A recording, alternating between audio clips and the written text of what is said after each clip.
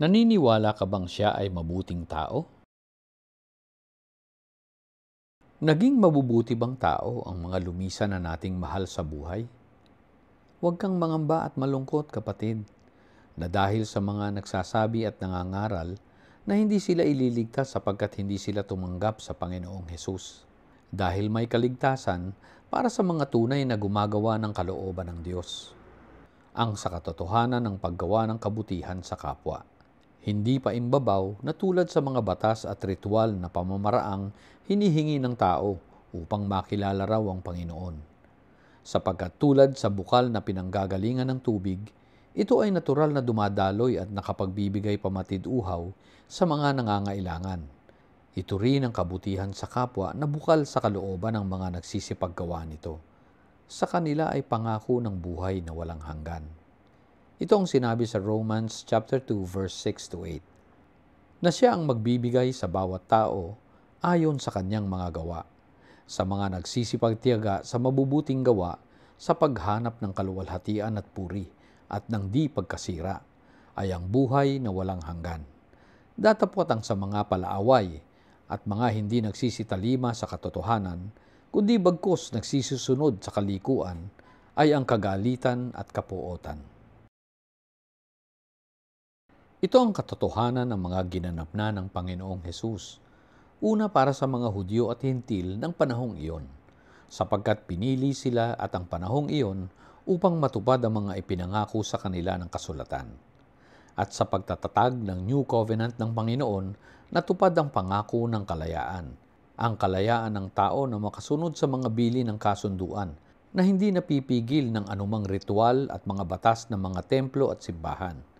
Ito na ang para sa lahat, para sa habang panahon na hinihingi ng Diyos, ang paggawa ng kabutihan sa kapwa. Narito ang kanyang sinalita sa Matthew 22, verse 36 to 40.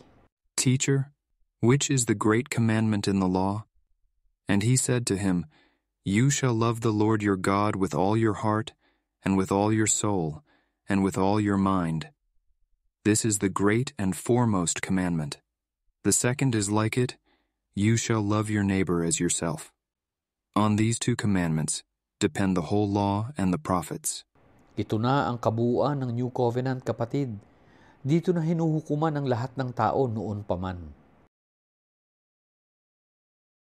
Tulad kina Abel, Abraham, at sa lahat ng mga naging mabuti at sumunod sa Diyos noong una pa man, sila ay itinuring ng ganap at matuwid sa harapan ng Diyos, kung kaya't nagkamit ng pangako ng buhay na walang hanggan. Ngunit dahil sa kasalanang nakatanim sa kanilang pagkatao, ay hindi sila agad na nakatanggap ng pangako. Ito ay nakasulat sa Hebrews 11 verse 1 to 40.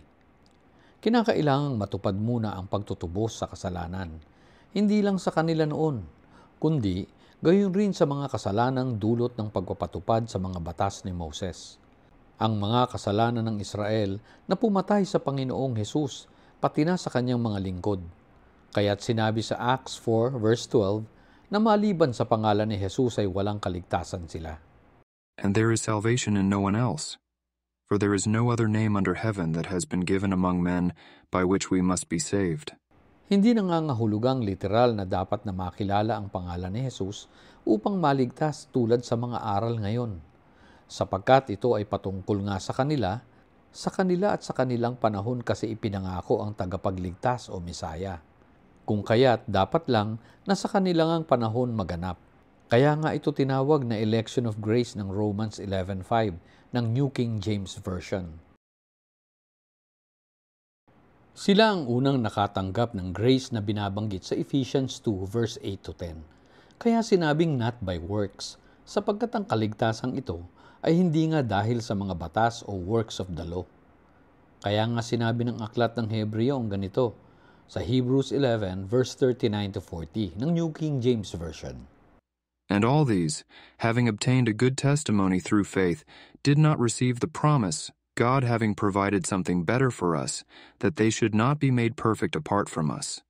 Sapagkat dapat nga na matupad ang pangako ng muling pagkabuhay, gayon rin ang paghuhukom sa Israel sa kanilang panahon.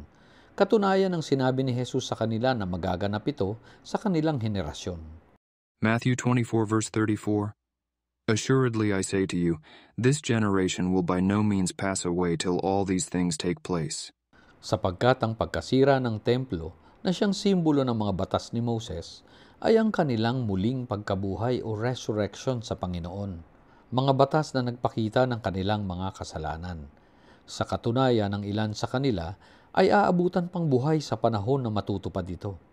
Assuredly I say to you, there are some standing here who shall not taste death till they see the Son of Man coming in his kingdom. Patunay na hindi kinakailangang mamatay silang pisikal sa katawan para magkamit ng muling pagkabuhay.